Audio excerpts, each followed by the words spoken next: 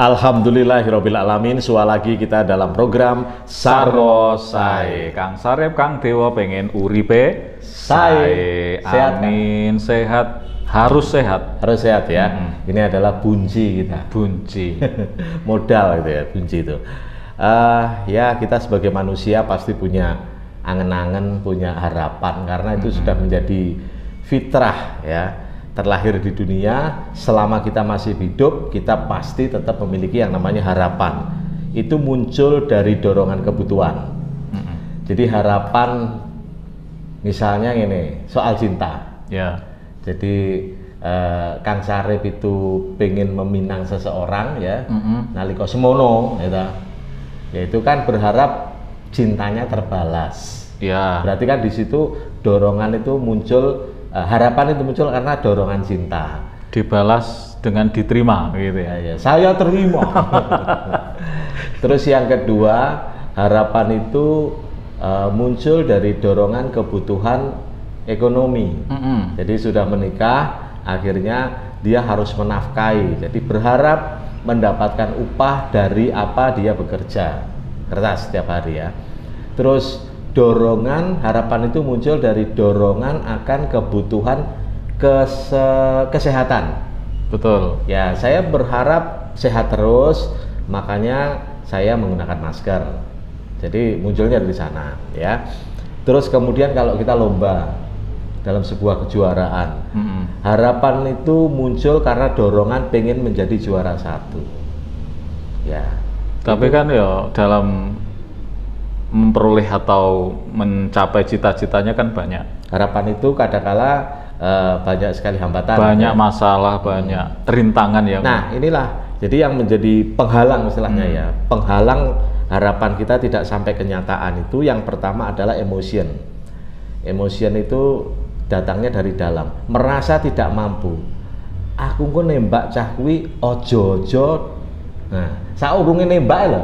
Sudah terhantui, ojo-ojo nggak diterima. diterima. Aku mau melamar pekerjaan, jangan-jangan nanti tidak diterima. Aku mau ikut lomba, jangan-jangan nanti kalah. Jadi yang faktor penghalang harapan itu yang pertama emotion, kemudian yang kedua adalah stresor, tekanan.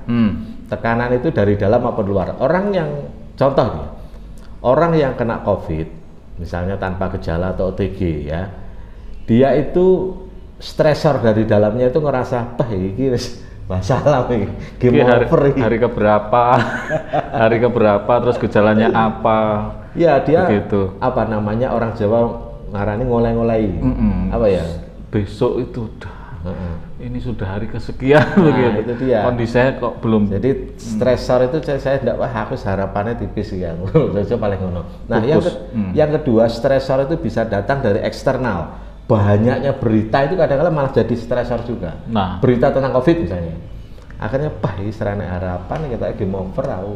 Dan berita itu sekarang kemana-mana, di mana-mana begitu. Di mana-mana dan gampang. Semakin kita menghindar, nggak iso kok ya dari berita-berita. Yang ketiga adalah yang menjadi hambatan atau penghalang dari harapan kita ini adalah surprise event atau peristiwa yang mengejutkan. Surprise ya, mengejutkan berarti ya.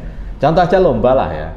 Lomba itu begitu mau kita mulai itu harapan kita aja tim kita Kang Sarip kita nggak usah nomor 1 lah, nomor 3 lah begitu. Tetapi misalkan di tengah pertandingan itu tiba-tiba skor kita ini sangat jatuh dibandingkan lawan, itu wis ruwet, harapannya wis sudah drop. Nah, ini menghalang juga kan ya. Akhirnya waduh, peristiwa mendadak itu menjadikan harapan kita jatuh. Tapi bisa jadi juga pada tengah-tengah ada surprise tadi ya. Itu tiba-tiba loh kok apa ya nilai ini gitu. Nah ya betul, itu merubah orientasi. Jadi ternyata awalnya Eski cukup juara telu, tapi begitu di tengah perjalanan kok bagus. Jadi ekspektasinya meningkat menjadi iso juara. Artinya boleh berharap juara 1 begitu ya? Boleh saja, boleh saja. Siapa yang melarang ini ya? Begitu ya. Tapi ya kalau saya sih beranggapan bahwa kaitannya dengan harapan, manusia ini sudah dicetak sama Tuhan. Include di dalamnya adalah tadi dikatakan fitrah tadi, harapan. Betul. Fitrah itu. Selain itu juga orientasi Tuhan kepada kita ini dalam rangka mengemban amanah gitu kan. Amanah itu kepercayaan. Jadi kalau kita sebagai orang hidup begitu dititipi amanah, kepercayaan. Apa sih yang paling mendasar amanah itu? Adalah al-hayah. Hidup. Nyawa. Inna asasan nikmati al-hayah. Kenikmatan yang paling mendasar, yang asasi adalah kehidupan. Awake dhewe mati wis gak iso ngrasakne pecel kan gitu ya. Artinya apa? Amanah nyawa itu harus kita emban. Bagaimana kita memperjuangkan diri agar nyawa kita masih tetap bisa bertahan. Kita harus berusaha untuk sehat tadi.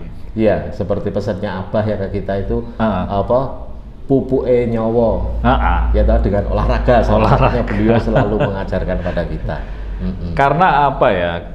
Dalam konteks ini, kalau Tuhan sudah memberikan amanah kepada kita, nggak boleh diantara kita ini malas-malasan, wis pasrah ngalah dengan keadaan, wis kena yuk kena, wis mati yuk mati. Ini kan bentuk dari kepasrahan yang tidak pas.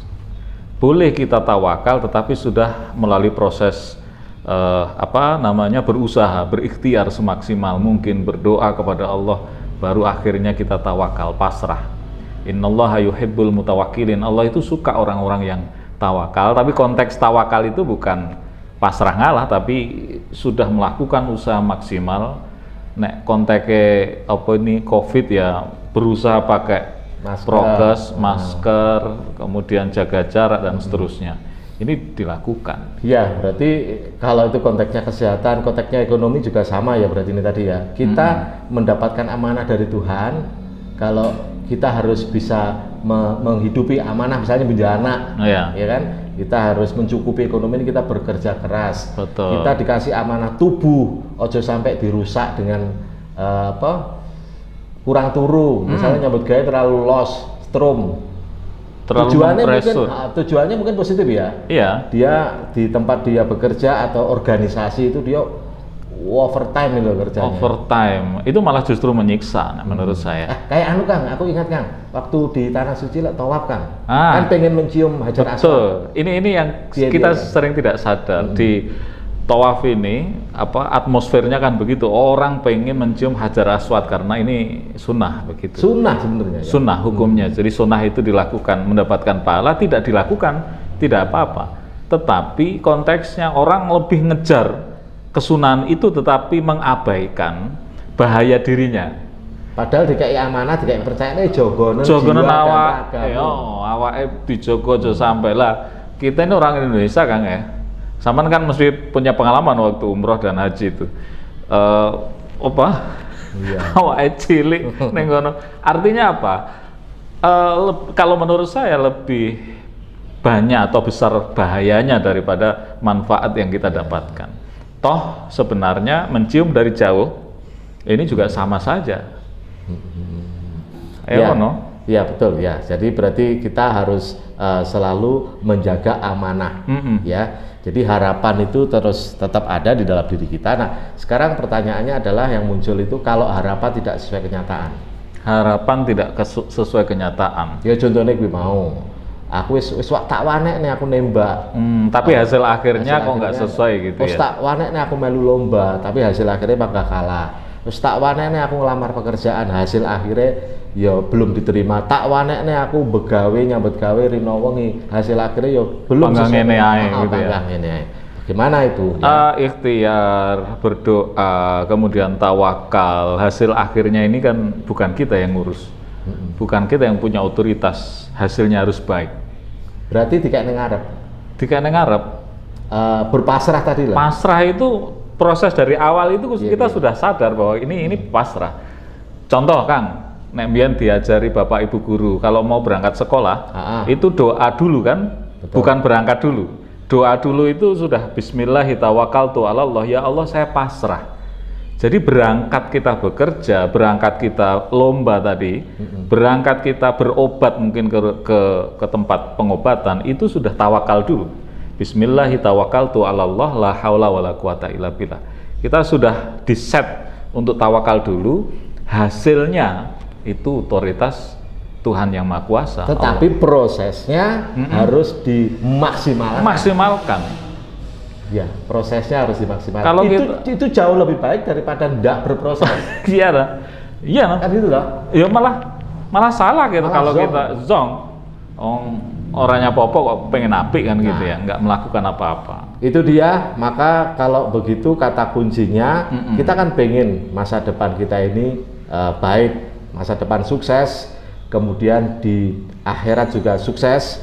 Maka kata kuncinya ya jangan berharap banyak pada masa depan kita jika hari ini kita tidak melakukan apa-apa.